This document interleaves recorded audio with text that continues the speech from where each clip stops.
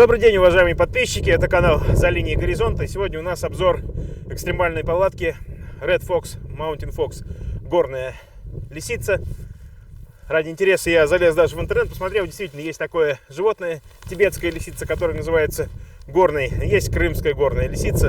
Какому животному посвящена конкретно эта палатка, я не знаю, они оба рыжие, оба маленькие. Вот, но выглядит палатка вот так вот. Поставляется в таком чехле, в тубусе, в высоту 48 сантиметров, и в диаметре около 16 сантиметров. Сверху она скручивается как гермомешок, имеет защиту от брызг. В воду, конечно, ее лучше не кидать. Но, тем не менее, от дождя она спасет. На байдарке ее можно вполне хорошо себе использовать. Но прежде чем мы начнем, я хотел бы попросить вас подписаться на канал, нажать колокольчик и поставить лайк этому видео. Это очень сильно помогает и мотивирует.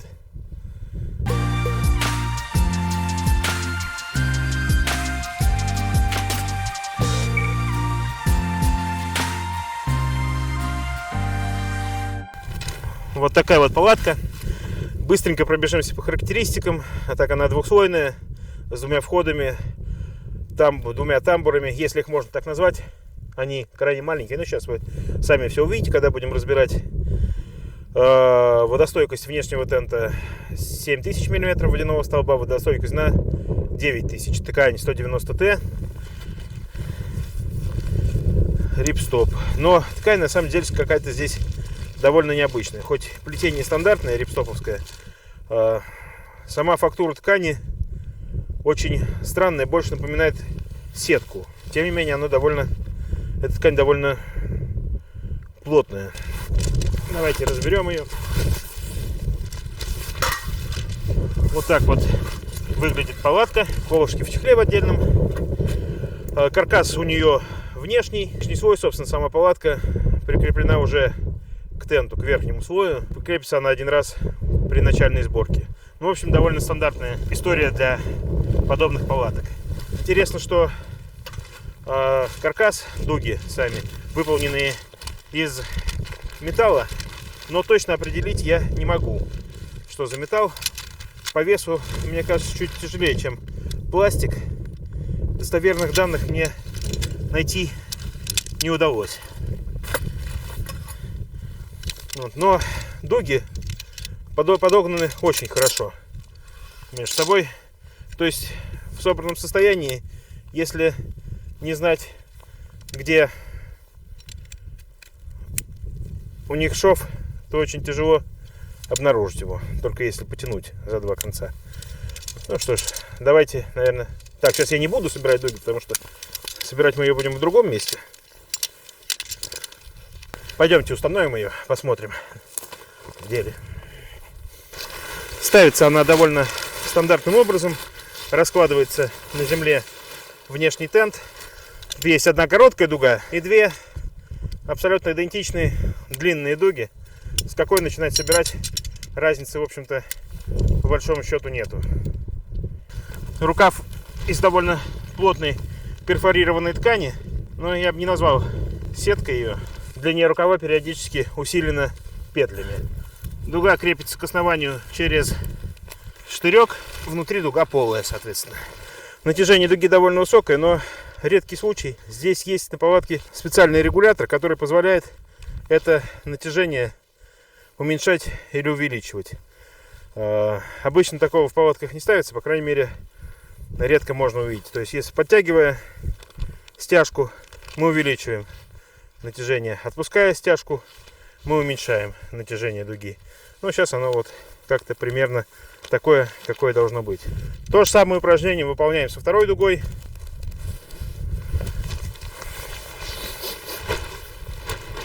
Ну что ж, каркас собран.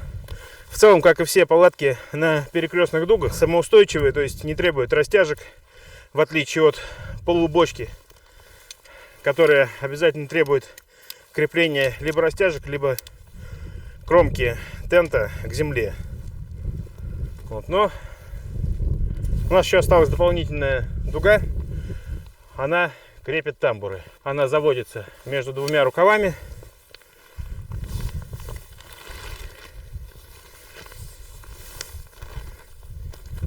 И за крючок и люверс оттягивает внешний тент таким образом, что получается некое подобие тамбуров.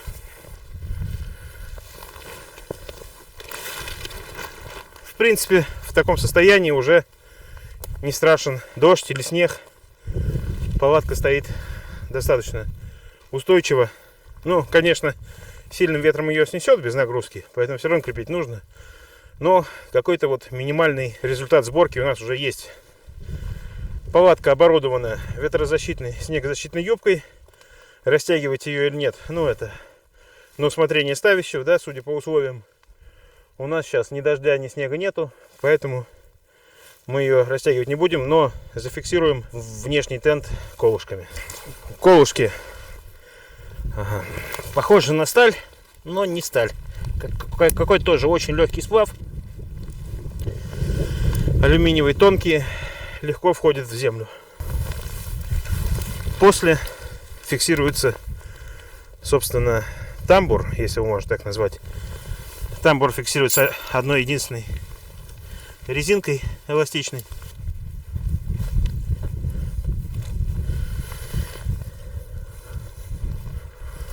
Ну и юбка, соответственно, наша, которую мы пока крепить не будем.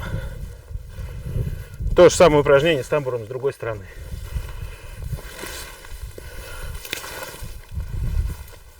По бокам под юбкой также есть специальные оттяжки, которые не дают трепыхаться на ветру боковым стенкам. Палатка установлена. Кстати говоря, тоже довольно редкое явление. Для юбки есть специальные завязочки, которые позволяют собрать ее аккуратненько и связать, чтобы она не болталась под ногами и в процессе долгой стоянки не пачкалась, не собирала грязь, воду, если какая будет скатываться с крыши. Ну, давайте откроем, посмотрим, что внутри. Дверь состоит, если можно ее так назвать дверью, состоит из двух независимых ходов.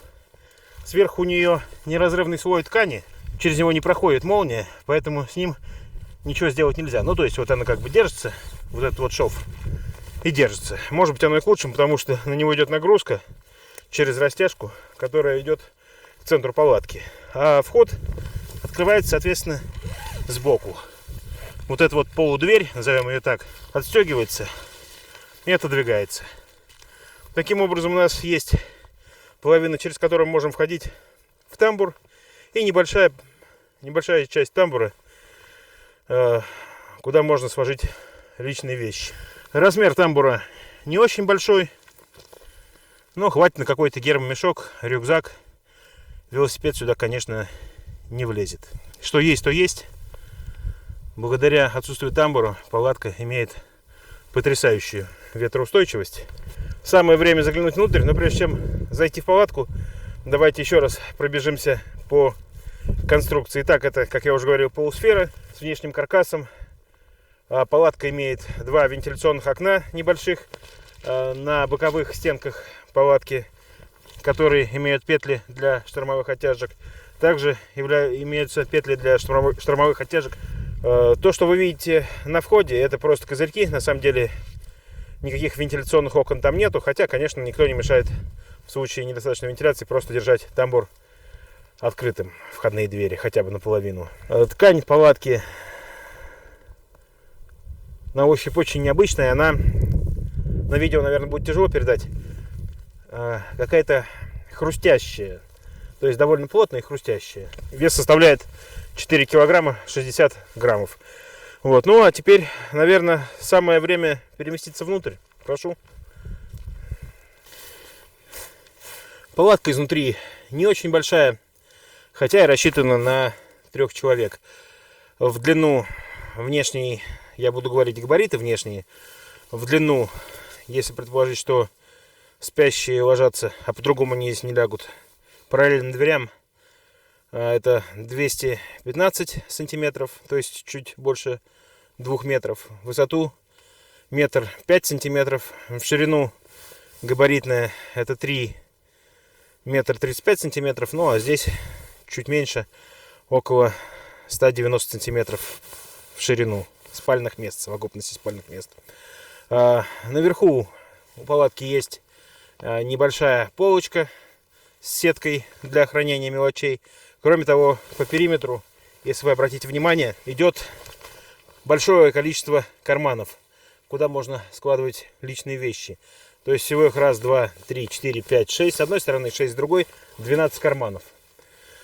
Но на этом, собственно, внутреннее оборудование палатки заканчивается. Есть 2 петельки для подвеса фонарей с 2 сторон.